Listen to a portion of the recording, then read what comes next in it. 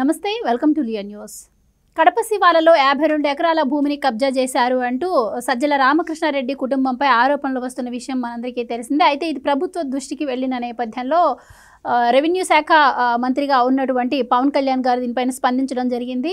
ఇక దీనిపై పూర్తి ఎంక్వైరీ, అన్ని డీటెయిల్స్ కూడా కావాలని చెప్పి అటవీ రెవెన్యూ అధికారులకు కూడా ఆదేశాలు జారీ చేశారు అంటున్నారు. మరి నిన్నటి వరకు 42 ఎకరాలే అనుకుంటే 52 ఎకరాలు భూమిని కబ్జా చేశారు, అక్కడ గెస్ట్ హౌస్ కూడా నిర్మించారు అని చెప్పి వార్తలు వస్తున్నాయి. దీని గురించి మరిన్ని వివరాలు తెలుసుకుందాం. మనతో పాటు ఉన్నారు senior political analyst Adusumalli Srinivas గారు.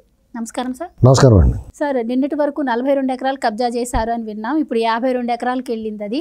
సో అది అటవీ భూమి అంటున్నారు. గతంలో కూడా మనం చూసాం, సరస్వతి పవర్ భూముల్లో కూడా అటవీ భూమి ఉంది అని చెప్పి స్వయంగా పవన్ కళ్యాణ్ గారు వెళ్ళి సర్వే చేసి తేల్చారు.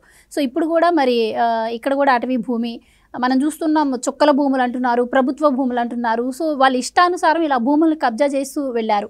ఇప్పుడు అంటే రాష్ట్ర వ్యాప్తంగా కూడా రెవెన్యూ సదస్సులు పెట్టి ఎవరెవరి భూమి కబ్జా అయిందో అవన్నీ కూడా అధికారులు సర్వే చేస్తున్న పరిస్థితి మనం చూస్తున్నాం. అండ్ దానిపైన కూడా ఈ స్లోగా నడుస్తుందని చంద్రబాబు గారు కూడా సీరియస్ అయ్యారంటున్నారు. సో మీరేం చెప్తారు సార్? ఇది ఎలాగూ ప్రభుత్వం దృష్టికి వెళ్ళింది కాబట్టి, భూములపై కూడా ప్రభుత్వం సీరియస్గా ఉంది కాబట్టి ఎలాంటి యాక్షన్స్ ఉండే అవకాశం ఉంటుందంటారు? వీళ్ళకి భూములు అంటే మహాప్రీతి అండి అడుగుదాం. ఎందుకంటే ల్యాండ్ బ్యాంకు భూములకి ఎప్పటికైనా సరే వాల్యూ ఉంటుందని చెప్పేసి, ఓ పని అయిపోద్దని చెప్పేసి తీసుకుని పక్కన పెట్టేసుకుంటారు అన్నమాట. ఇది ఇవాళకి చేసింది రాజశేఖర రెడ్డి దగ్గర ఉన్నప్పటి నుంచి వందల వేల ఎకరాలు రాసి ఇచ్చేసాడు ఎవరి పడితే వాళ్ళకి. గాలి జనార్దన్ రెడ్డికి లేపాక్షి అని అదని ఇదని బయ్యారు ఇష్టమైనట్టు తీసుకుదొబ్బంటారా అని చెప్పి ఇచ్చేసాడు. అవి అలా లింకుల్లో పడి ఎడతాయి. ఈ బ్యాచ్ అంతా అమరావతి భూముల గురించి వీటి గురించి మాట్లాడతారు. విశాఖలో భూములు, వీళ్ళు విశాఖలో అయితే ఈ రాజశేఖర రెడ్డి ఉన్నప్పటి నుంచి కొనుబడింది అక్కడ. వాళ్ళు చూసుకున్నారు ఎక్కడెక్కడెక్కడ ఎంత భూమి ఉందో, కొండలు ఎన్ని ఉన్నాయి ఏంటని చూసుకున్నారు. దిగేసాడు ఎవరో రాజశేఖర రెడ్డి వెళ్ళిపోయిన తర్వాత ఇంకా ఆ దొంగల మూట నాయకత్వం వీళ్ళకే వచ్చేసింది కదా. విజయసాయి రెడ్డి వెళ్ళిపోయి ఇంకా అక్కడి నుంచి 2014 అప్పటి నుంచే మొదలెట్టాడు. అప్పుడే గెలిచేస్తాం మొత్తం దుబ్బించుకున్నారు వాళ్ళు. లక్కీగా ఆటలు సాగలేదు. ఇంకా అక్కడే మకం పెట్టి జాగ్రత్తగా చేసుకున్నాడు. వాళ్ళు ఎలా దుబ్బేయారు తెలుసండి? ఒక చిన్న ఎగ్జాంపుల్ చెప్తాను. ప్రభుత్వ భూములు, అటవీ భూములు 100 ఎకరాలు 50 ఎకరాలు దుబ్బేయటం అది పక్కన పెడితే, వీళ్ళటోళ్ళకి ఒక చిన్న సైట్ ఉందనుకో, దాన్ని కూడా ఇడిచిపెట్టలేదు వీళ్ళు. ఎలాగంటే వైజాగ్లో చోట ఓ 3-4కి 4-5 ఫ్లాట్లు ఉన్నాయి. అందులో ఒక ఇద్దరు ఫారిన్ అమెరికాలో ఉంటారు, యూఎస్లో. ఒక ఇద్దరు వైజాగ్లో ఉంటారు, ఒక రాయమండ్రిలో ఉంటారు. దాని వెనకాల ఇంకో 4 ఎకరాలు ఉంది విజయసాయి రెడ్డి వాళ్ళ బ్యాచ్కి, ఈ దొంగల ముఠాకి. అది కూడా ఎవరి పేరు ఉందో ఏటో కూడా తెలదు ఎవరికి. మొత్తం మీద ముఠాది. వాళ్ళు ఏమడిగారంటే, ఈ 4 ఫ్లాట్లు ఏమండి వెనకాల ఫిల్లింగ్ చేస్తాం మేము, దాంతోపాటు మీది కూడా ఫిల్లింగ్ చేస్తాం, అందరికీ మంచి రేట్ వస్తుంది. ఫిల్లింగ్ అయిపోయిన తర్వాత ఎవరి ఫ్లాట్లు వాళ్ళు చేసుకుందాం, మాకు దారి ఇవ్వండి అన్నారు. దాని దారి లేదు వాళ్ళకి. వీళ్ళు దాంట్లో దారి ఇచ్చారు. వీళ్ళకు కూడా స్వార్థం ఉంది, మనకు కూడా ఫిల్లింగ్ చేసి పెడతారు కదా, తర్వాత డబ్బులు తీసుకున్నా కానీ మన శ్రమ లేకుండా వాళ్ళే చేసి పెడతారులే అని.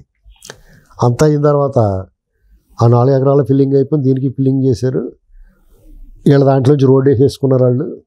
చుట్టూరు ప్రహారీ కూడా కట్టేసి ఇది మాదన్నారు. ఈ 4 ఫ్లాట్లు కూడా అందులోకి వెళ్ళిపోతాయి. ఇది అంత అన్యాయం అండి. దాని గురించి ఒకడు అడిగితే ఓ తెల్లారుజాముని వాకింగ్ చేస్తున్నాడు, కారు వచ్చి గుద్దేసింది ఒకడిని. ఒక ఆయన ఫారిన్లో ఉన్నాడు, బాబు ఎందుకు వచ్చిన కూడా బాబు మీరేం మాట్లాడకండి దాని గురించి అని వాళ్ళ తల్లిదండ్రులు చెప్పాడు, యూఎస్లో ఉన్నవాడు. ఇంకొక ఆయన పోతుకుజీ కూడా వద్దులేరా బాబు మన దాని జోలికి వెళ్తే ఏమైపోతుందో తెలియదు అన్నారు. అంటే ఈ రకంగా వీళ్ళు చిన్న ఎగ్జాంపుల్ ఇది. రాష్ట్ర వ్యాప్తంగా అన్ని ప్రాంతాల్లోనూ ఖరీదైన భూములా ఖరీదు లేని భూములా, వాటి వాల్యూ ఉందా లేకపోయినా, ఎక్కడ మారుమూల ప్రాంతంలో ఉన్నా ఎవరికి వీలున్న చోట వాళ్ళు దొబ్బేశారు. ఇంకా దొబ్బేద్దామని ల్యాండ్ టైటిల్ లాగే తీసుకొచ్చాడు. ఇంకా స్వామీజీలకు పంచిపెట్టడం, ఇంకా మీకు అసలు ఇందులో అసలు ఏదన్నా ఉంటే అది తీసుకోవాలి, నీకు నచ్చితే తీసుకొనివ్వరు అంతే.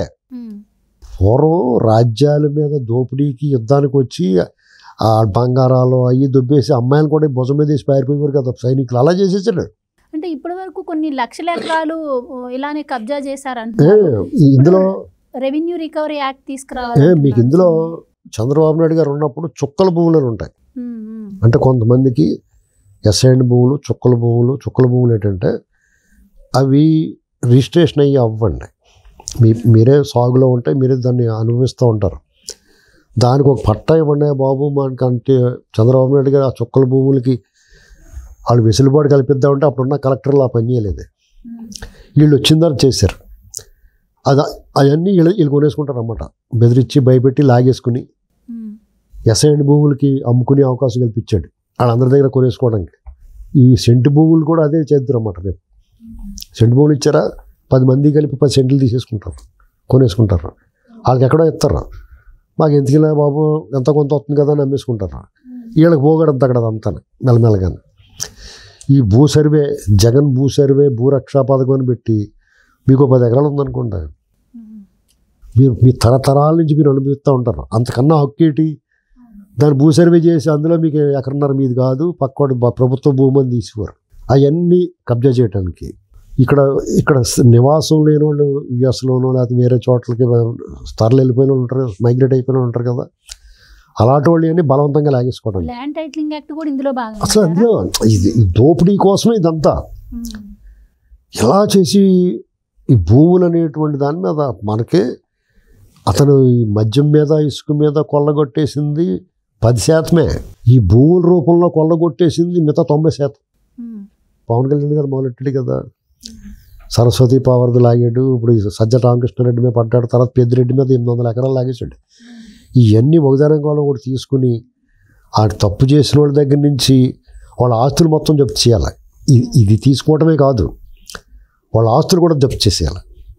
మరి అది ఏం చేస్తారో చూడాలి. అది చేశారనుకోండి వీళ్ళకి డెవలప్మెంట్కి ఎవరిని రూపాయి అడగక్కర్లేదు, సంక్షేమానికి ఎవరిని బతిమాలక్కర్లేదు.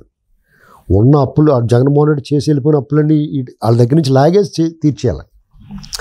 నువ్వు 11-12 లక్షలు అప్పు చేసావు కదా, దేని మీద ఎంత పెట్టావు, నువ్వెంత తీసుకున్నావు, ఎవరికన్నా ఎంత పంపించావు, మొత్తం లాగేయాలి.